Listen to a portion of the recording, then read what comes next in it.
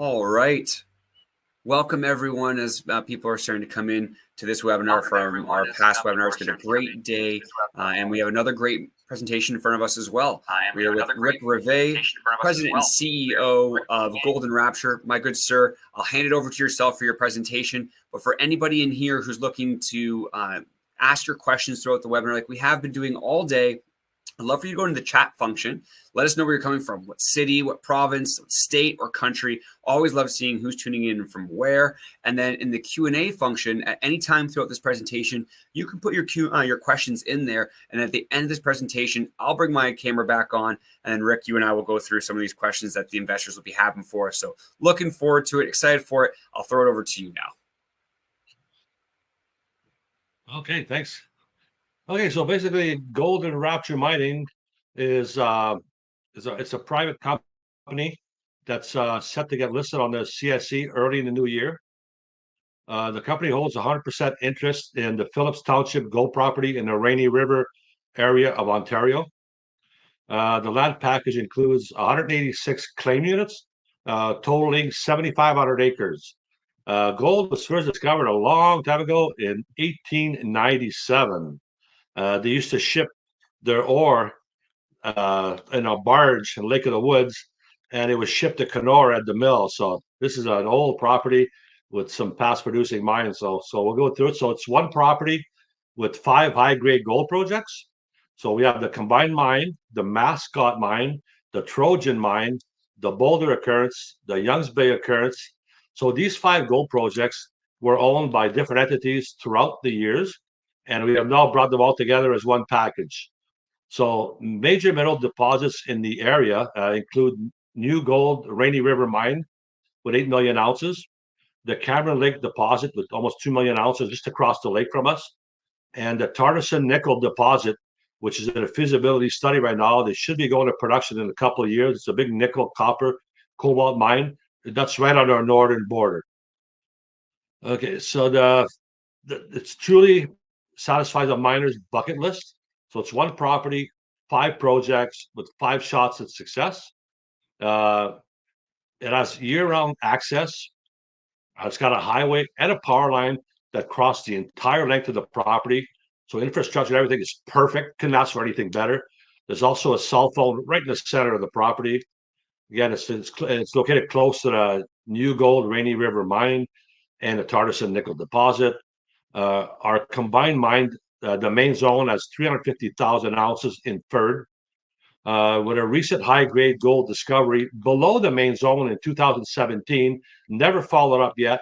They ran out of money, so here we are. We have it now. All this work was done for us. We're going to fully explore it and going to take advantage of it. They intersected 63 grams over 1 meter below the ore body and 12 grams over 6.5 meters. This is all open pit. Then we have our Mascot Mine, which is also exciting with a recent high-grade gold results as high as almost 70 grams. The Combined Mine, the Mascot, the Trojan, all line up with a minimum 3-kilometer strike length on the same fault structure. Then we have our Young Bay Occurrence, which is also exciting with a spectacular high grade of 24, almost 25 ounces of gold. They only mined 8 tons. Recent sampling of old trenches giving us results as high as 8 ounces to the ton. So everything on this property is very high grade. We did a sampling program and prospecting program in October. We found a whole bunch of new veins and sulfide zones, so it's getting very exciting here. The entire property's never been drilled below 220 feet. So we have a lot of, they say, when there's smoke, there's fire, but in our case, there's a lot of fire on surface. So we're excited to see what's going to be below this thing. So let's look at the Combined Mine first. It's seen the most exploration over the years. Discovered in 1897 and only saw drilling till the 80s. There wasn't even a highway built there till after the war. Wasabi Mines, Dominion Explorers, Sherrod Gordon, and even Noranda did some drilling there. And the last drilling was in 2017 with breakthrough results. So the Combined Mine consists of 12 shafts, numerous pits, trenches, lateral underground workings. Like I said, with an open pitable, 350,000 ounces inferred. There's a lot of quartz here. The rough dimension of the main mineralized quartz zone is 550 feet by 750 feet with an average thickness of 50 feet, starting right from surface. Very high grade for open pit. The grade was 0.3 of an ounce with 9.3 grams. Starts right from surface, an open pit. It's open in 3 directions with a recent new discovery below the mine. It dips slowly to the north. As you can see in the picture up front, there's some visible gold there. A lot of shafts, and that's it. Never been drilled below 220 feet. It also has approximately 100,000 tons of ore material sitting on surface that we can use for a bulk test. Or it could be shipped to the New Gold Rainy River mine less than 50 kilometers away.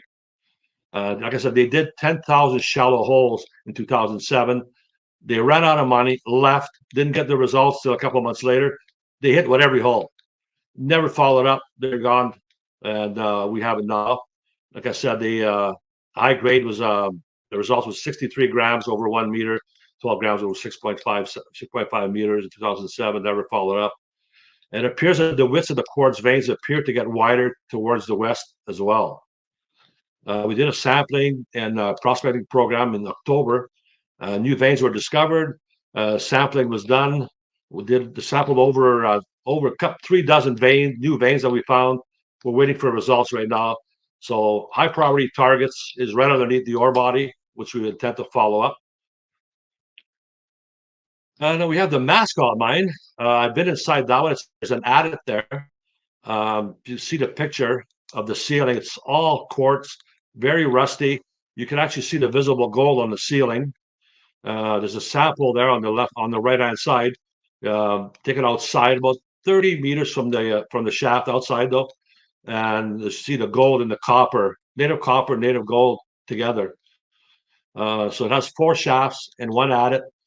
Access is very easy. It's only 150 meters off the highway.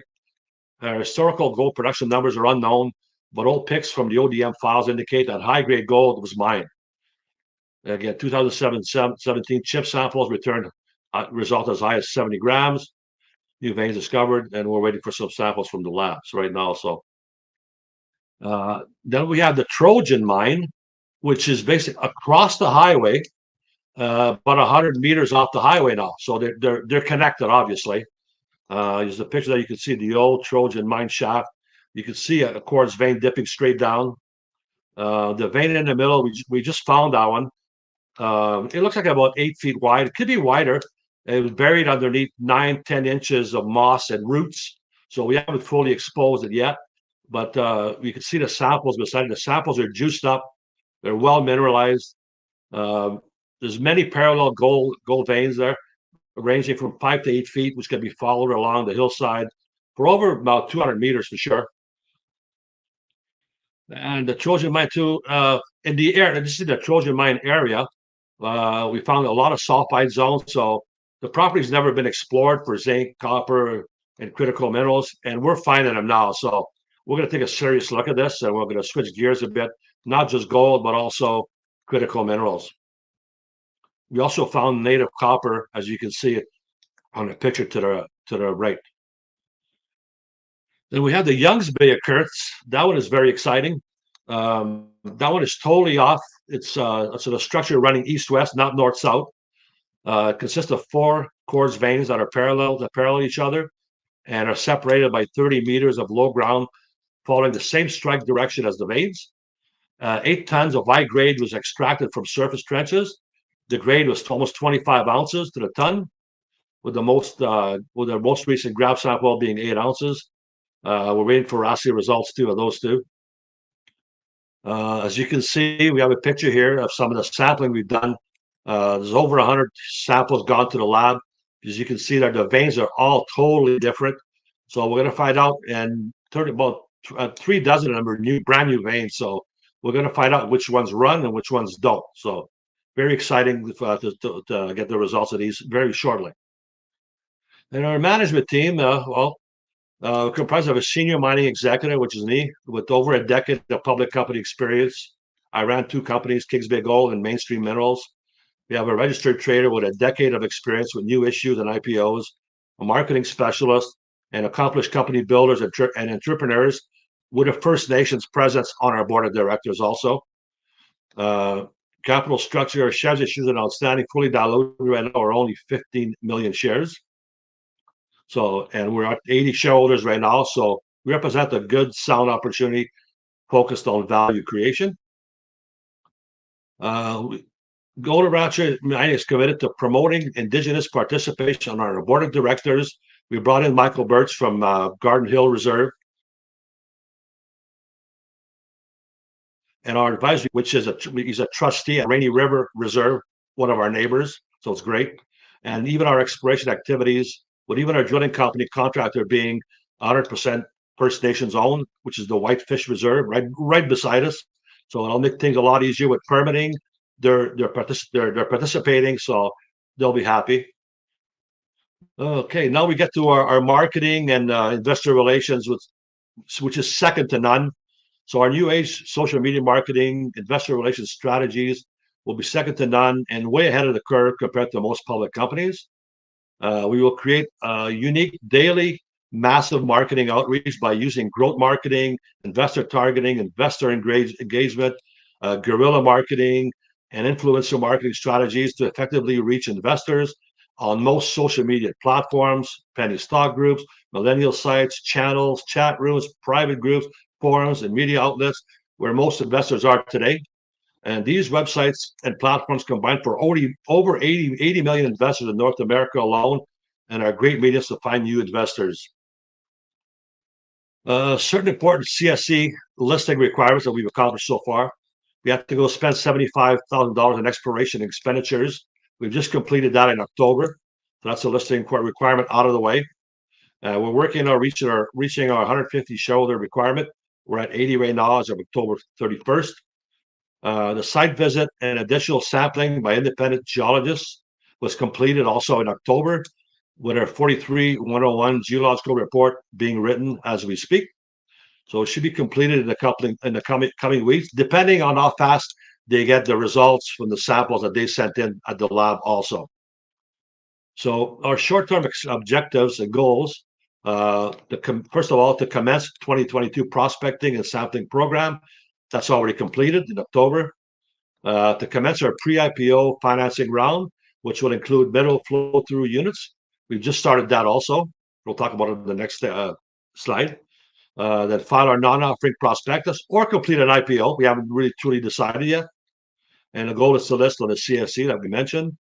And then once listed, is to commence our first phase exploration program, which will follow up the 2017 high-grade gold discoveries below the ore body. And then commence phase 2 detailed exploration program, geophysical surveys, drilling, etc. So we're raising $1 million right now. $400,000 of it is in hard dollars, so common shares at 10 cents, with a full warrant at 15, and also critical flow-through units, $600,000 at 20 cents, with a half a warrant at 25. Anyone interested in finding more can contact me, Richard Rivet, at 780-729-5395, or Golden Rapture at outlook.com. That pretty well concludes our presentation. We can move on to the Q&A. Absolutely, and thank you, Rick, very much for going through everything in your presentation. Very interesting, and also very early on, which a lot of investors I found don't get access to. We always find out, once it's already been public, or once it's had been public and gone for a run. This is still very, very early on, which gives you we've only been incorporated. We've only been incorporated since July 29th, so about 3 months ago. We've already completed our first finance. We're starting our second one. Most of the listing requirements are almost all met already. I've done it twice before, but never on the CSC. I did it on the TSXV. So, we know what we're doing. We got the right property. We've been waiting for a property like this for 12 years. We got one now, and we're really excited to move forward with it. Well, fantastic to hear. Well, why don't we move forward with some of these questions that have come in as well. What is your unique advantage over other companies? Well, there's a lot of them. Having the right property, located to close infrastructure, like a highway right there, a cell tower, power line, a town less than 7 kilometers away, high grade gold, discovery below the present ore body, 5 shots at success. Probably the best marketing strategy in the industry, I would say. We're going to use 5 major firms that are well known in Canada to take care of the marketing. We already know where our first drill holes are going, right to follow up these new discoveries. We'll have the marketing team ready to promote when that happens.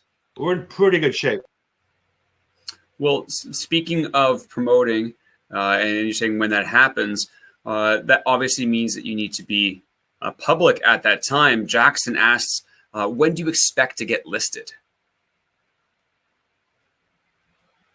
Well, basically, as fast as we can finish this offering, hit this $1 million offering, we can apply for a non-offering prospectus basically right after that. But we'd like to see ourselves listed maybe just around the PDAC. Probably March would be actually probably really good timing, is what we're shooting for. Fantastic. I'm glad to hear.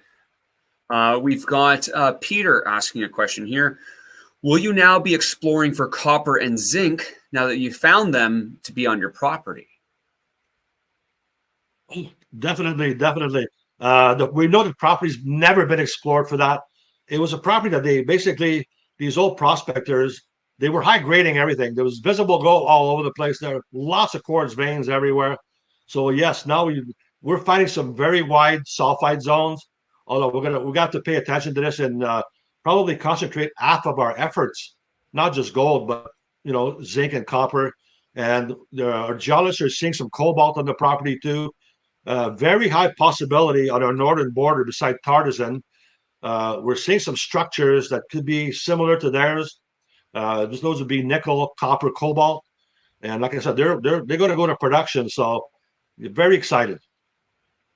Yeah, exciting to hear. The next question is from Jeff here. He's asking, when do you expect the 43-101 report to be completed? I think it's just his report, but I'm assuming it means completed and disseminated to investors. Well, the 2 geologists did their independent property visit, about 3 weeks, a good 3 weeks ago. And they took their own samples, okay? And they sent those to the lab. So it's all going to depend on how fast. You would figure they would have it all written already. They've had enough time. Now it's going to depend how fast the labs deliver the results from the samples that they sent in.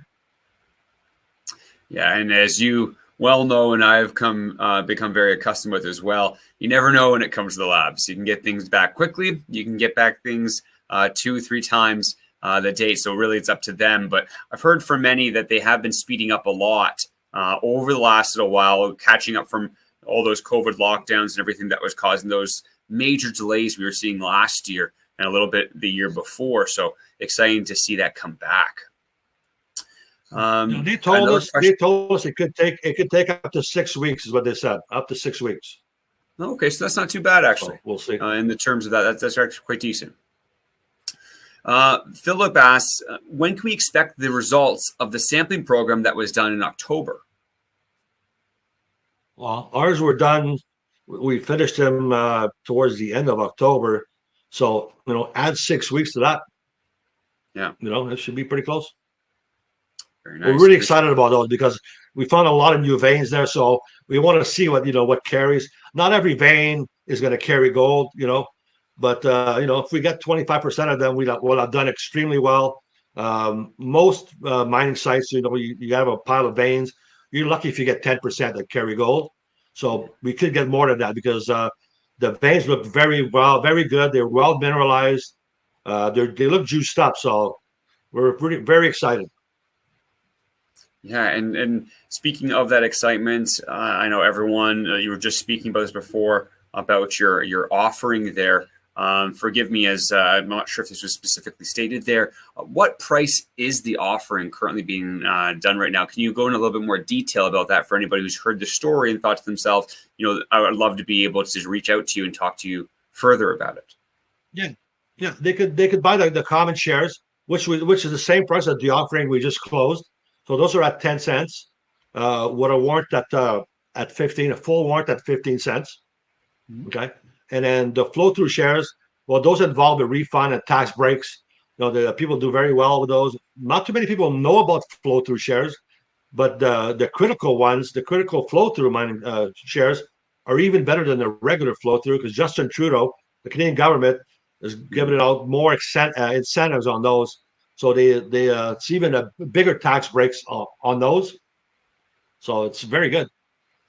Yeah, and for those who may be hearing that for the first time, flow-through shares are very interesting in a sense that that's the Canadian government saying that we want to promote mining within this country so that everything that's raised through flow-through shares directly goes into the ground. It directly goes to exploration. And what they've been doing in the last year or so have been increasing the potential amounts of tax breaks that you get from these flow through shares because they want to spur more investment into the Canadian mining space. When you add that to what the US and Canada are talking about EV metals and critical metals and precious metals, they know that this is going to be a big race for making sure you have domestic supply of those metals and minerals. So that's why they're doing more programs like this. So if you haven't already looked into flow through shares, I highly recommend asking your accountant, financial advisor, whoever it is about that. And then by all means, reaching out to Rick as well. I can talk to you more about the specific ones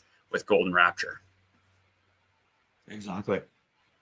Well, we've got another question here. How many veins did you find in the recent sampling prospecting program? You were talking about that just a little while ago about finding the veins. Sometimes they don't always have gold, but how many veins did you find in this recent program? At least 3 dozen, and they were all totally. They all did different parts of the property. Every sample was GPS.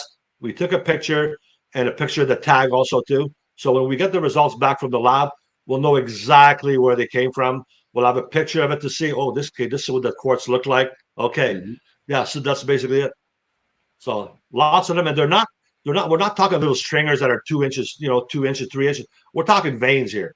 3 to 8 feet wide. Some of them 14 foot wide. It's pretty significant stuff. Yeah, and I appreciate it. And I know that we're finished with our questions here, but I hadn't seen this question pop up, so I'd like to ask that about myself. Is in terms of, I know you're speaking about some of your team and the people that you've brought onto your team.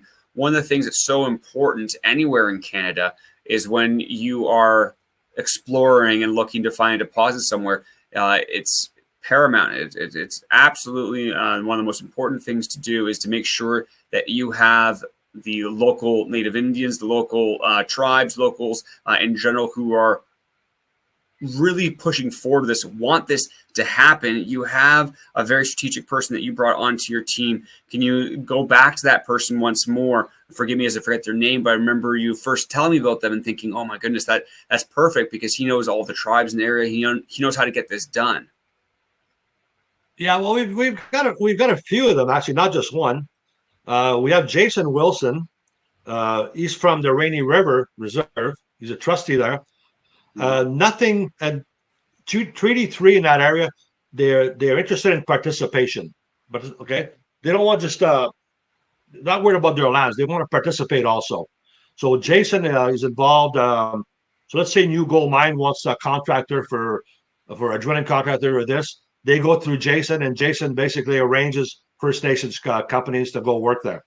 So he's a very important key guy to have. So we have him as an advisor. We also have Michael Birch on our board of directors. Michael started the First Nations buying group, which was a group that would buy anything from lumber for all the reserves across Canada. Any product that they want, they have to go through that group.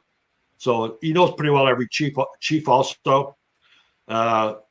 Even the drilling company, the drilling contractor himself called me a week ago, basically saying that the elders at the Whitefish Reserve had said that they can't wait to talk to us already, and it's their drill that we're going to be using. So they're welcoming us already. They're anxious to meet us. So we're looking very good, and that's so important.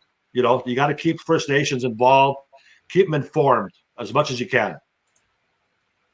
Yeah, very, very important. And like you said, it's not just about having them agree with it. It's about having inclusiveness and having everyone working on the project as well as it creates jobs and everything within that area. There is another question that just came in just now, so this might be our last one here. But Dean asks, how close to the Rainy River mine are you? Would they be possibly able to take over neighboring deposits should the drilling be successful? They actually could right now. There's enough. We have enough basically on that deposit that if we wanted to, we could basically send concentrates there if we wanted to, or if we wanted to. But we want to prove out more. 350,000 ounces. We need to prove out more than that. So especially now that we know there's 2 discoveries below the ore body. This systems like that sometimes it can be like a bunch of pancakes. It can be all stacked on top of each other. Boom, boom, boom, boom, boom. We know we got 2 stacked below already, so it's pretty exciting. Yeah, well, exciting to hear, my good sir. Thank you so much for your time today as well. We've got a few moments before our next webinar. We know it's been one after the other all day today, so this gives a moment for anybody to grab a quick bite, to grab a coffee, whatever that is, because we have our last company for today from RMEC. It's an exciting company, also pretty public as well, so stay tuned for that. But Rick, appreciate so much for your time and appreciate you taking this time to answer all these questions from investors as well. Thank you very much, sir. I tried to keep that as short as we could. I didn't want to bore anybody, so I kept it as short as I could. So I think some people absolutely love that. Look, if you can get that message across in 15 minutes, 10 minutes instead of 20 or 30, I think at least half the people or more will be appreciative of that, because you're getting right to the meat and potatoes of it. So I appreciate that. Thank you very much. All right. Take care, everyone. We'll see you over at our last webinar as well.